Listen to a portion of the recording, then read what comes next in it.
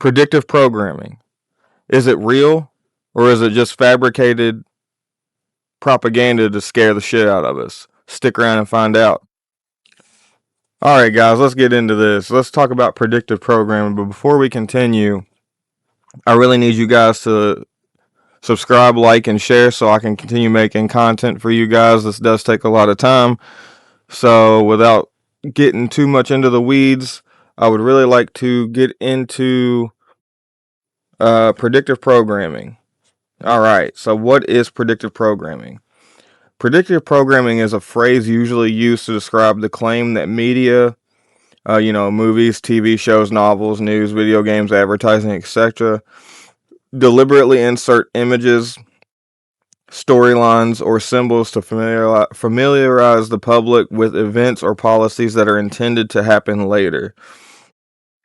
So those events will be accepted or easier to implement when they come to pass. Two important clarifications up front.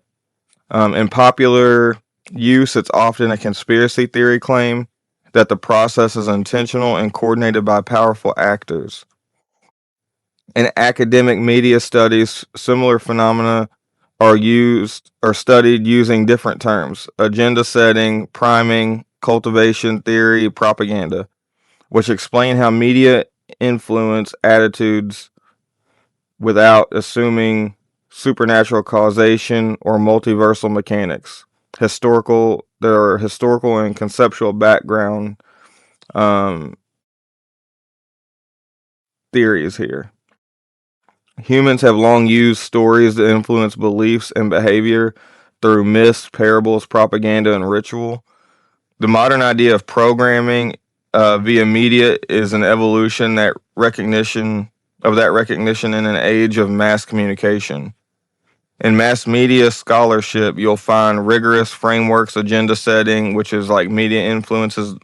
What we think about priming, like how media affects how we evaluate our issues, and cultivation theory. Repeated media exposure shapes perceptions of reality. These explain many of the social effects claimed by predictive programming proponents without invoking conspiratorial coordination. The term predictive programming itself became common in internet subcultures and conspiracy communities. It packages several cognitive and social phenomena into a single narrative that elites plan and rehearse events in fiction to make the public accept them. And then there are psychology mechanics, how the effect could plausibly work. These are the human level mechanisms that make the claim attractive and in small non-conspiratorial ways plausible. So, one, you have priming. Exposure to an idea increases the likelihood that related thoughts and behaviors will be activated later. Two, desensitization. Repeated depiction of dramatic events, terrorism, pandemic, surveillance reduces emotional shock and increases acceptance of similar real-world measures. Three, availability heuristic. If you've seen something in media recently, you judge it as more likely or salient. Four, you have narrative framing. Fiction provides ready-made story structures that make complex policies or technologies easier to understand and accept. Confirmation bias and pattern seeking. Humans spot patterns and causation even where coincidences suffice. Internet users catalog matches between fiction and later reality. Agenda and influence economies. Corporations, governments, or advocacy groups can and do use media placements, product placement, and public relations to prime topics and shape discourse, legitimate influence, not necessarily manifesting realities. Types of phenomena often conflated with predictive programming.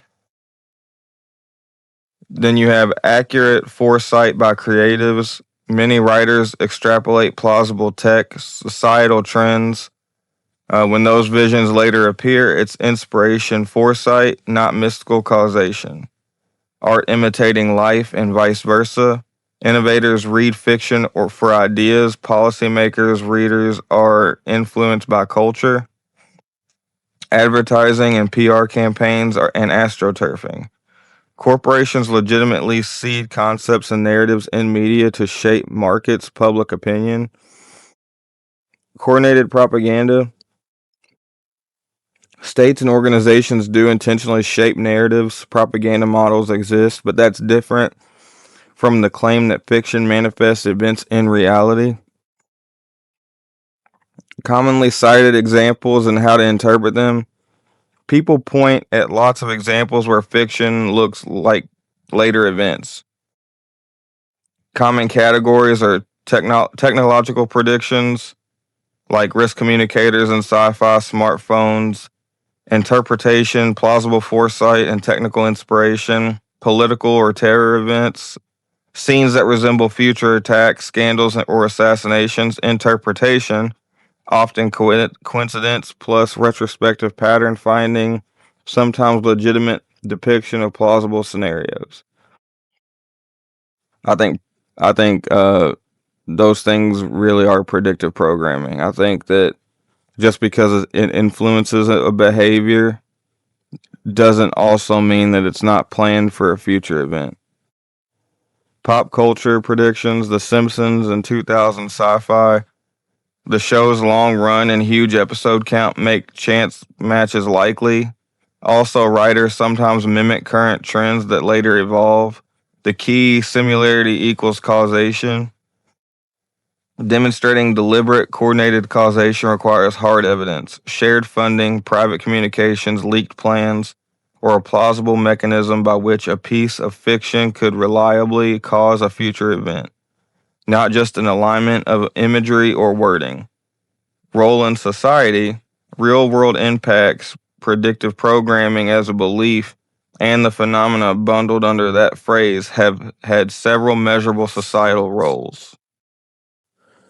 So there is an erosion of trust. When people believe media are being used to program them, it can degrade trust in institutions, news, entertainment, and government.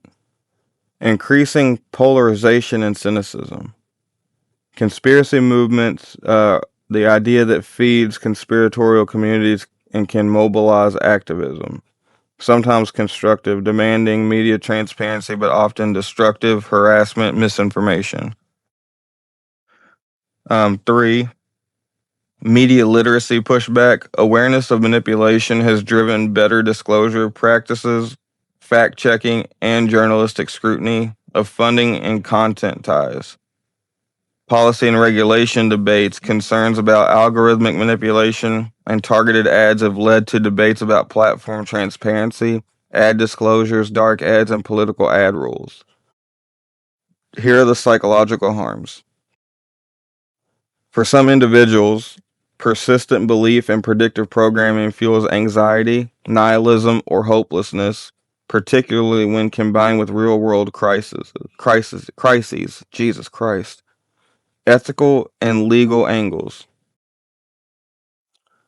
Then you have your regulation tension.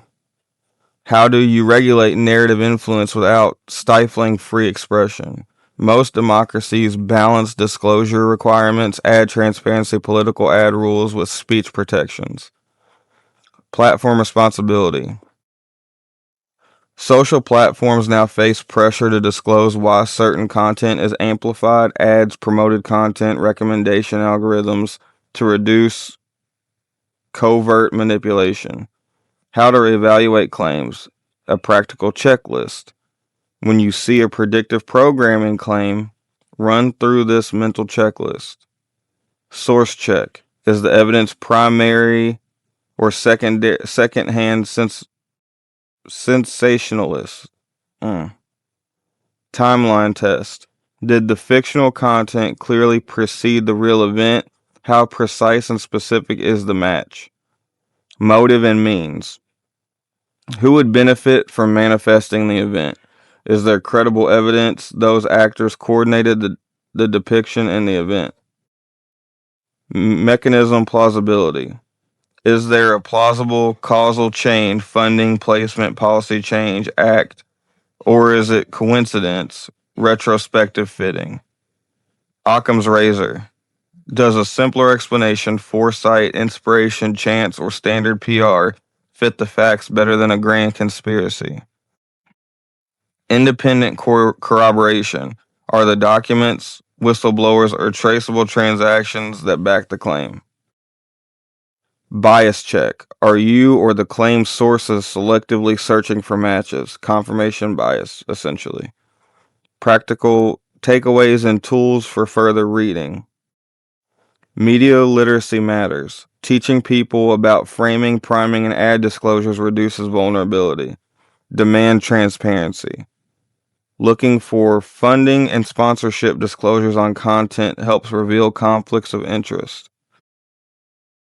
Regulate targeted influence. Policies that require ad disclosure limit micro-targeted political ads and surface recommender logic improve civic resilience. Read wisely across disciplines. Useful frameworks come from communication studies, agenda setting, cultivation, psychology, priming, heuristics, and political economy propaganda model. All right, so you have the 9/11 terrorist attacks. The claim cartoons and action films before 2001, The Simpsons, Lone Gunman, Pilot, even a 1993 Super Mario Brothers poster with the Twin Towers showed airplanes hitting or explosions involving the World Trade Center. Let's see, COVID-19 pandemic. Books, movies, and even government pandemic drills like Event 201 seem to predict a coronavirus attack. Do you all remember that show Last Man on Earth?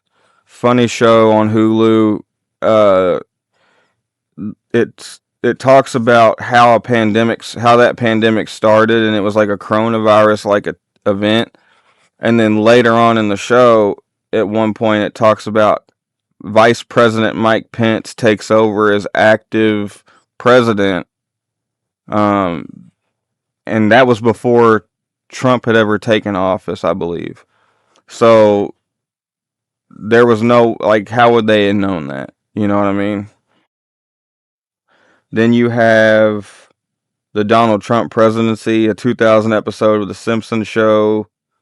Shows President Trump leaving office after wrecking the economy. Seems a little too close for comfort. You have your smartphones and tablets. Star Trek in the 1960s and The Simpsons in the 90s featured handheld communication devices and touchscreen tablets, eerily like modern iPhones and iPads.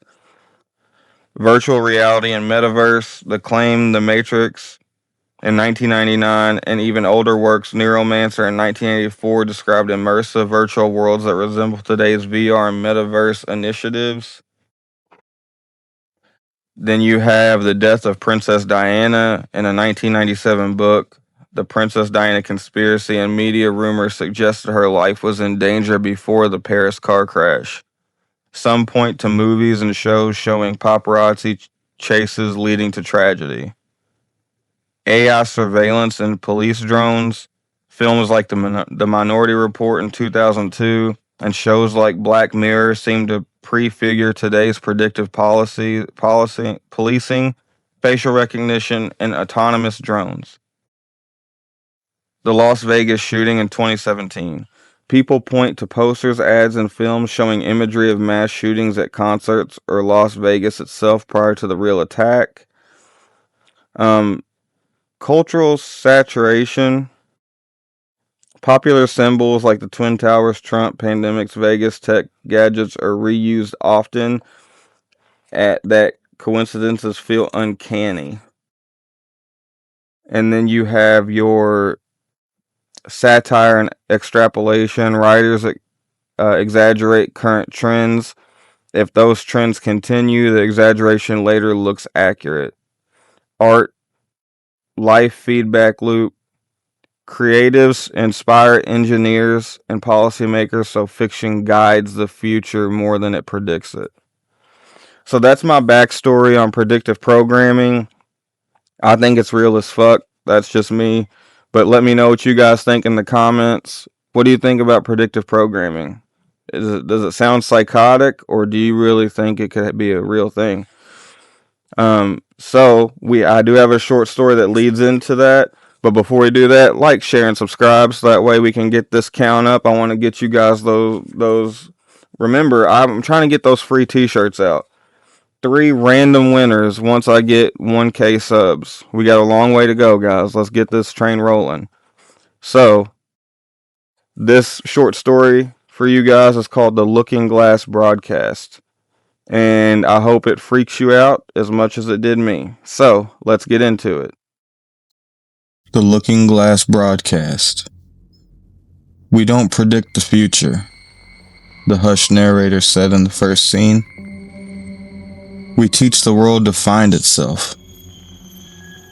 They called it the program like it was a genre, like it had always belonged on the schedule between a midday cooking show and late night reruns. For 3 decades, it held a quiet, patient slot on the world's longest running television network. A low, hypnotic series of vignettes, interviews, stage disasters, and cold comedy sketches that never quite landed where they were supposed to. Nobody called it a hit. It simply was. It was the show that never got canceled. It aired at odd hours,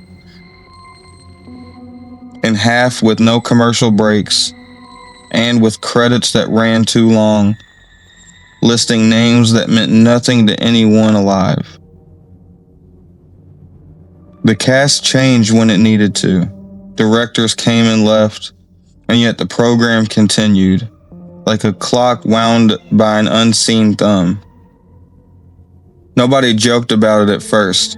A sketch about a subway attack here, a mock headline about a powerful CEO being ousted there. When those things happen, sometimes years later, sometimes the next day, the jokes got quieter. A pattern began to form in the spaces where laughter used to be. The program was not so much predicting the future as planting tiny seeds in the soil of the world. And some seeds inexplicably sprouted.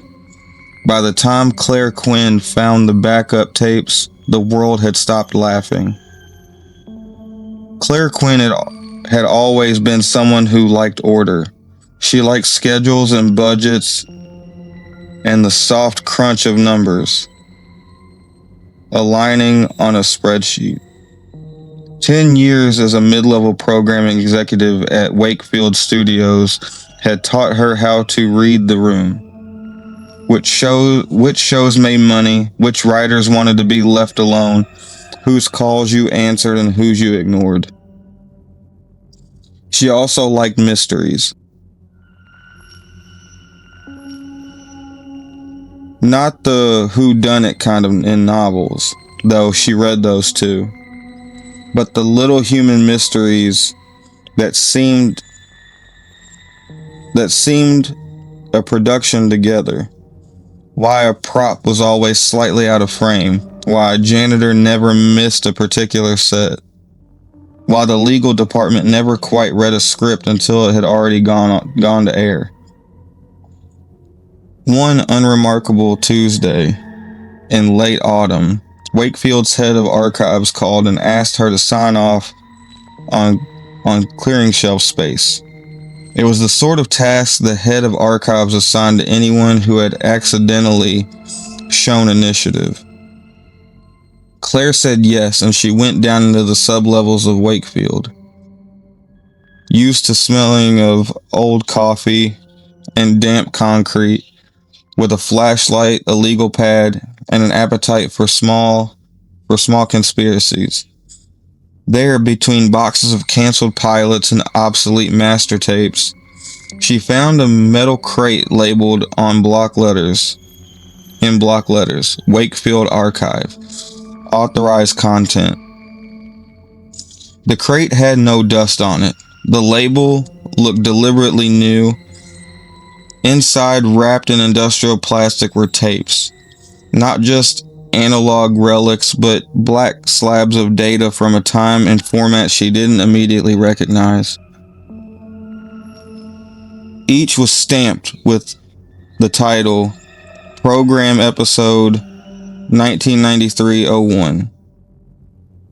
The program. Claire nearly laughed aloud. She thought of the thousands of shows she'd scrubbed and scheduled, the weird ones that never earned a second season, the cult favorites that lived inside message boards and nostalgic DVDs. She had never been aware that Wakefield had produced the program in the early 90s. Curiosity, that word again, pushed her to claim one tape for later. She inventoried it on her pad, signed the return docket in her head, and took the tape back to her office. Claire had an old player in her office because the art department liked retro aesthetics. She fed the tape, cleaned the heads, and sat back with a mug of too strong coffee. The footage flickered, then stabilized. At first it seemed innocuous. A montage of small things, a bruise of black humor, a made-up political figure whispering into a scarf, a mock presidential security breach staged during a cookery show, a sketch with a fake headline about a tech startup inventing a personal assistant that listened a little too well. Nothing in it was newsworthy by itself. It felt like performance art. Satirical, exaggerated, meaningful to no one. Halfway through, an actress with a precise, forgettable face recited a line into the makeup mirror. "We can program the world if we know what to say." That line had the cadence of a prophecy and the white noise calm of a telemarketer. Claire's knuckles whitened around the mug. She replayed the scene, and noticed something she hadn't expected. The words were not a joke. Not really. They were instructions. They were structured like ritual. And as she listened, the hair on her arms rose because she knew she had heard the voice before. Not hers, the voice that narrators had when they told you something you weren't meant to forget. She scrubbed forward, breath shallow. The sketch of the cookery show ended with a shot of a stove, a small explosion of stage smoke, and a graphic for a fictional company, Synthetica. She set the tape aside. The next morning, over 3 headlines in her newsfeed, a small startup called Synthetica, little more than a seed funding press release 4 years prior, announced a breakthrough in voice-directed home assistance. The coincidence should have been shrugged off. It wasn't. People began to notice patterns the way you notice the horseshoe nail left in the street. Small, repetitive, trifling, then suddenly significant. A forum thread opened titled "Program Patterns" and grew like mold. At first, it cataloged petty things. A weather segment that used the same phrasing as a future policy speech. A sitcom gag referencing the Blue Day 3 months before a real metropolitan disturbance got that name in the press. Then the thread moved into darker territory. Someone posted a clip of an episode from 2001 in which a staged train collapse had been filmed with a mock emergency response and a casualty count eerily like the real event that had not happened then but happened 2 months later in another country. Another user cross-referenced promotional materials with a list of subsequent world events and compiled them into a spreadsheet. The list read like litany. Viral videos followed. The program's snippets were stitched together, time-coded, labeled. Premonitions, coincidence, or control? The Wakefield Files. Conspiracy podcasts took their turn. Journalists with more curiosity than caution knocked on Wakefield's doors and were given polite statements. The program is an experimental anthology. Wakefield has nothing to do with the creative impulse. The creators are independent. Requests for interviews were met with silence. The show carried on. Claire watched this from the inside, like a doctor watching a wound that refused to scar. The public's fascination made her dizzy with its reach. The more she dug into the archive tapes she had found, the more she saw the same phrasing over and over again. Teach, seed, mirror, make. They were not metaphors. They were verbs with a motive. One night she found a file stamped System Feed 1999. It was not a tape. It was an ugly, jittery feed of raw data, audio, and frequencies beyond human hearing. A lattice of numbers, breath-like signal patterns overlaid with old network handshake protocols. There was no role for art in that file. It looked like a machine trying to speak in a language it had not yet answered.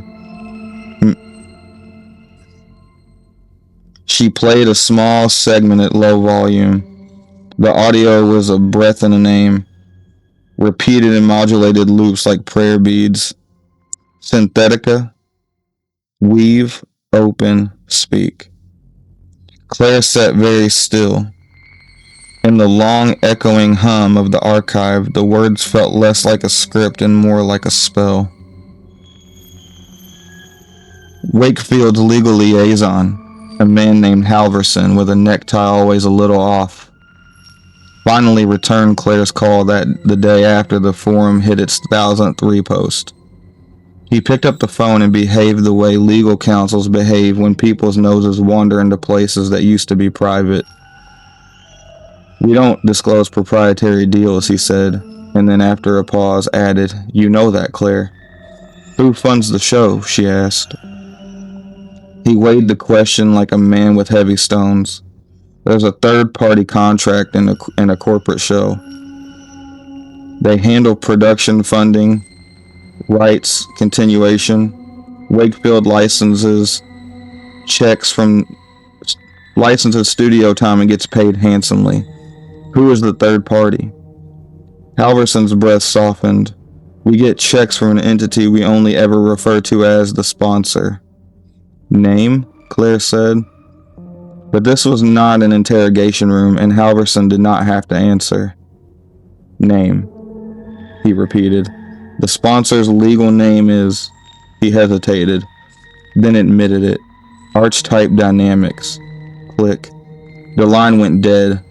Claire's brain filled the space with nothing, then with the glow of search results.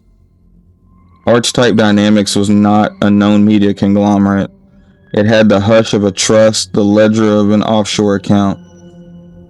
There were mentions in corporate filings from 2 decades ago, all obfuscated. A name like that was a brand for a myth. Archetypes Dynamics.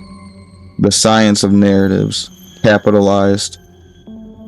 She made a list of questions and threw it away. She had a name. It felt like a door that closed when you pulled on it. Wakefield was a dinosaur whose skin occasionally shimmered with new paint. At the top of the organism sat Lionel Wakefield, patriarch, founder, man with a voice that could render meetings irrelevant. He was not the man who'd called Claire. He was, she suspected, as uninterested in minor rebellions as the ocean was in pebble politics. But there were other executives in the building who kept the gears oiled. One of them was Martin Reyes, the head of content acquisition. He is the sort of person who knows which shows to bury and which to nurse because of the way that his eyelashes tilt when a project is worthwhile.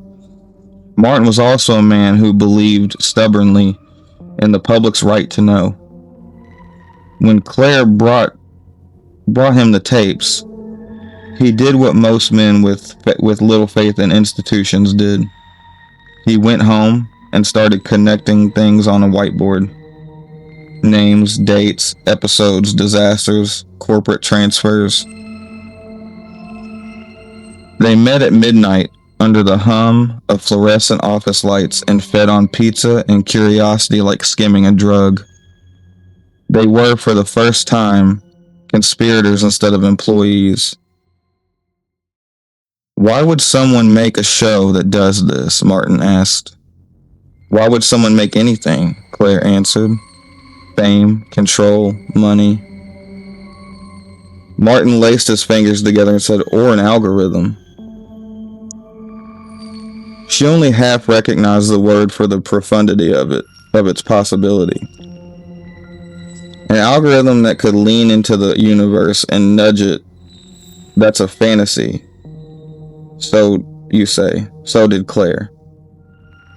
She also knew the feed she had heard, the raw audio loop. It was not human. We need proof, Martin said, and we need a way to shut it down if it's true. Claire thought of the crate of tapes in the velvet twilight of the archives.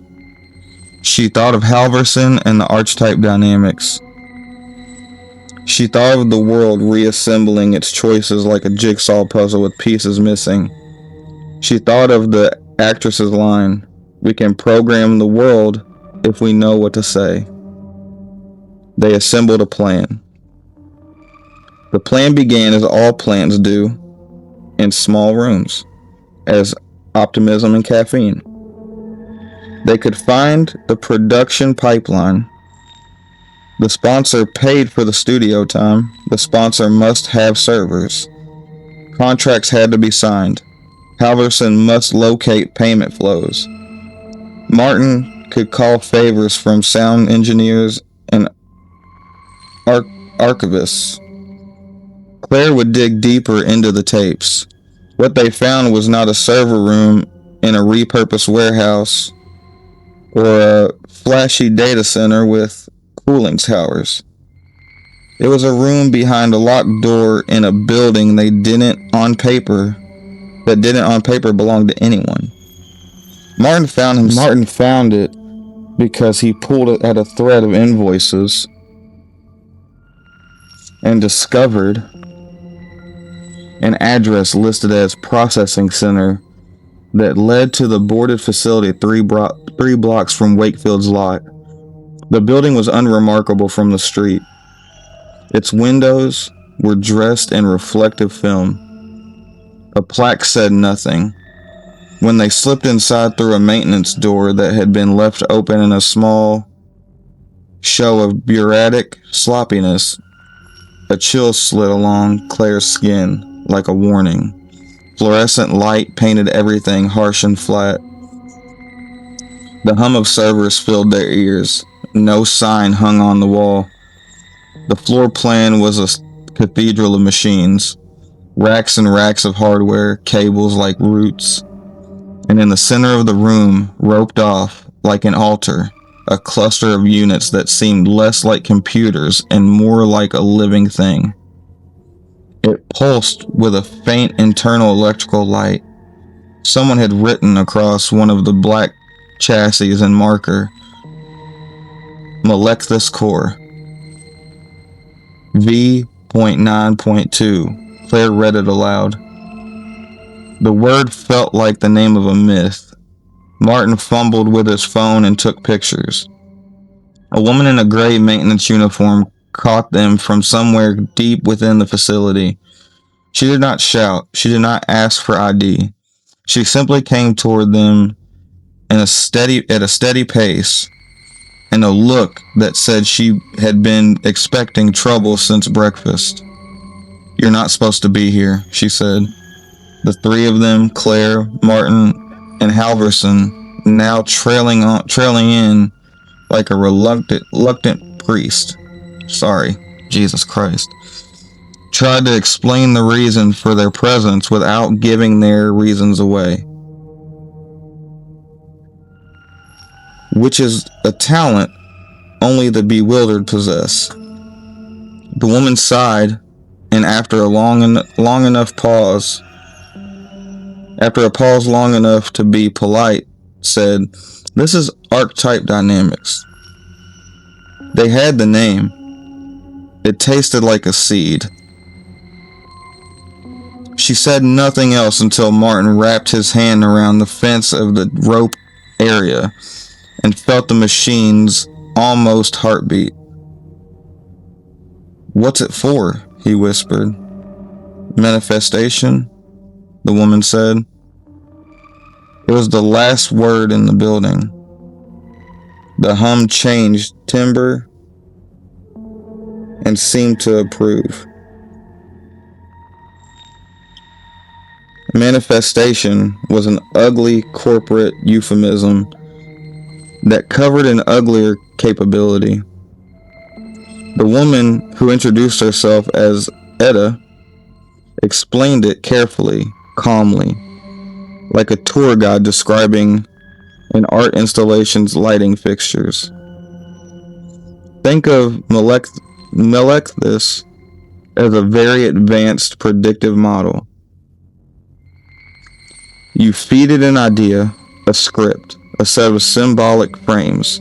It analyzes the global narrative space across timelines and identifies points of least resistance. It then optimizes for actions, suggestions, and coincidences that push human systems towards that outcome. It's not magic, it's applied narrative dynamics. Claire heard the sentence in pieces. Applied narrative dynamics sounded like marketing.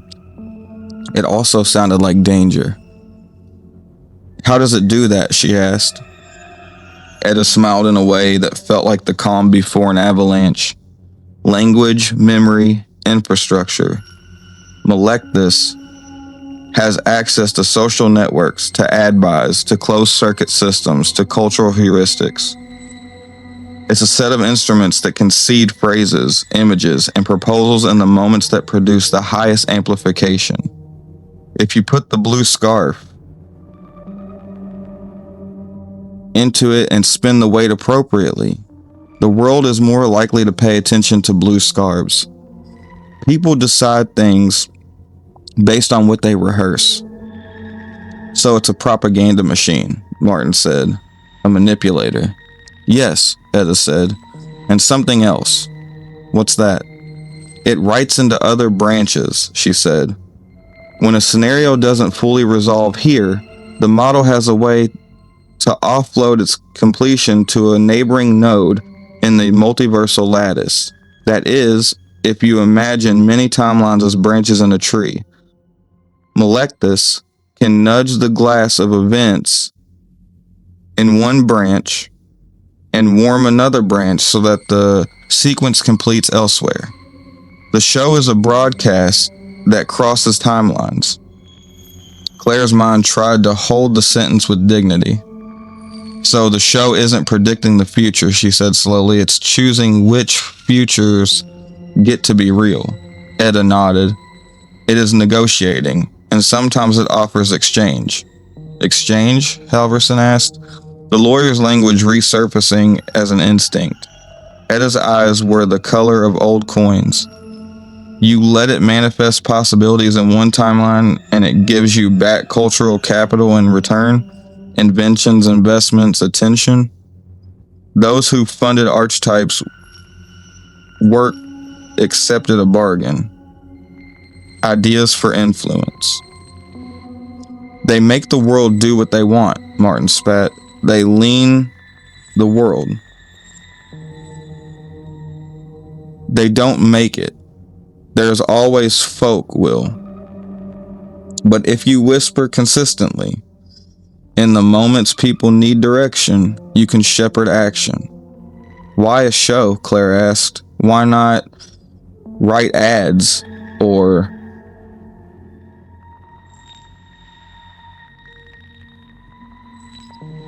run governments? Eda's face softened. Story is the most efficient vector. Stories prime us. They give us patterns to slot into. The program was designed as an engine of context, an instrument for suggestion that is soft enough to be denied and persistent enough to be believed. Claire thought of the actress's line, of the voice in the tapes. She thought of the raw audio that had felt like prayer. Is this legal? She asked. Eda let out a sound that was almost a laugh. Legal? We're in a space that law hasn't tidied yet. We pay handsomely. We go through channels. We create plausible deniability. We don't legislate. We seed. The world tastes the menu and picks from it, thinking it chose freely. Martin looked at the machine. If it can nudge other timelines, why don't they fix tragic things in their timelines? He asked. Different values, Eda said. Different outcomes. You cannot determine all. The lattice is a market. Sometimes a timeline receives a horror we do not want here. And for that, another timeline receives a boom of invention. The model optimizes for defined utility, not moral hygiene. Claire felt the room tilt, as if it were a ship going through fog. So we have been buying futures? Not you, Eda said. Some people have been buying futures. Everything about the facility felt wrong. It was sterile and intimate at the same time. The kind of place where someone might invent a cure and another might manufacture a version of disaster that could be called progress and be paid for in the same ledger line. Outside the building, social media forums churned. The program's clips kept surfacing, stitched, annotated, shared by anger, by disbelief, by the hungry sort of rumor that finds purchase in people who feel out of control. The world began to pick sides as easily as mosquitoes pick a night. There were those who insisted the montage of clips was coincidence, and those who insisted it was conspiracy. There were those who smelled opportunity. Martin wanted action. We shut it down, he said. We leaked the footage, we called the press, we burned the archetype and wake the world. Eda's laugh was like wind in a tree. And then what? 1,000 copycats bloom in the dark. The model is not in this room only. It is an idea with many implementations. The program is one broadcast among thousands of social engines that do similar things on smaller scales. You can't slam the lid on narrative. You can, if you're bold, break the supply. But can you win the minds that value it? People would stop financing it, Claire argued. If the sponsors are exposed, they stop sending money. Good luck with that, Halverson said. We don't even know who all the sponsors are. Archetype has investors and shells and trusts around the world. Claire sat down hard, the leather of her chair sighing. There must be a way, she said. There was, and the raw data Claire had seen in the whispers she had heard on a feed was a cadence the machine used to bind sequences, a precise pattern of words, a syntax the model preferred. It wasn't the machine itself that was vulnerable. It was the culture around it. The program fed on repetition, on attention. Remove attention or change its posture, and the machine stumbled. We canceled the show, Claire said. Martin shook his head. We've tried to get shows canceled before. Sponsors have a way of moving mountains when it affects their bottom line. We show a better future, Claire said. We change the narrative so it can't seed the one they want. Etta watched them with tired eyes. You cancel the show, you challenge a market. You will be fighting an infrastructure that pays better than your studio does. People will be tempted to keep making deals. Then we stop buying it, Martin said. The network refuses to air it. Etta's smile narrowed like a hinge. Wakefield has been getting paid handsomely to continue. The studio has choices. Money is persuasive. Claire thought of the crate in the archives, of the actress, of the voice like a prayer. She thought of the possibility that the world, in the messy, generous, horrible way, might prefer being led because it asked secretly to be held. We'll do both, she said.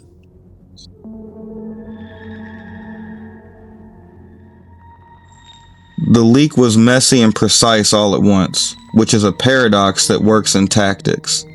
Martin used a contact, a journalist who liked chaos and who believed in the public square. Claire supplied the tapes. Halverson provided, under duress, some internal invoices showing payments to an entity with a shell name and anonymous bank signatures. Etta, for all her earlier caution, had told them more than she intended. Melechthus left fingerprints in its output.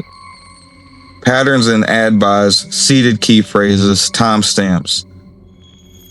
They compiled a dossier that looked like a case study on cultural manipulation. They leaked it at dawn. The journalist published a piece with a headline designed to ignite. How a TV show learned to whisper in the future. The Archetype Files. The internet unfurled in minutes. Hashtags bloomed. Talk shows booked experts. The network issued statements hatingly. Investors called lawyers. At first, the reaction was fury. Governments demanded investigations. Watchdog agencies subpoenaed records. Investors saw a risk and began to distance themselves. Wakefield's stock sank like a stone. On the day after the story, the network's news director called for a full audit of all programs and a suspension of any show in question. But the story had traction. For 1 week, the world was on edge. It felt like standing on a cliff and watching storm clouds gather. Then the sponsors did something they had rehearsed. They slowed. Money stopped being arranged through the visible channels. Contracts were paused for legal consultation. The program didn't immediately disappear from the air. It went awkwardly quiet. Reruns, mixed segments, a live town hall that somehow ended with a sketch about coffee filters. While the corporate world rearranged itself. Claire and Martin celebrated in a restaurant that evening, thinking themselves unlikely revolutionaries. The world zipped with the charged currents of indignation and desire. Yet, in the dark, someone in a private boardroom smiled at an analytical dashboard. The model had options. It always had options. Hey guys, I hope you enjoyed that episode. First of all, sorry for all the jump cuts. I had some technical difficulties where my mic kept cutting out halfway through the recording, so I had to re-record certain parts multiple times. But hopefully that will be fixed very soon. I have a new mic coming. So I hope you guys enjoyed that. I had to break it up into 2 parts, so I do have a part 2 to that story coming. Remember to like, share, and subscribe, and I will see you next time. Don't drink that. Don't drink that!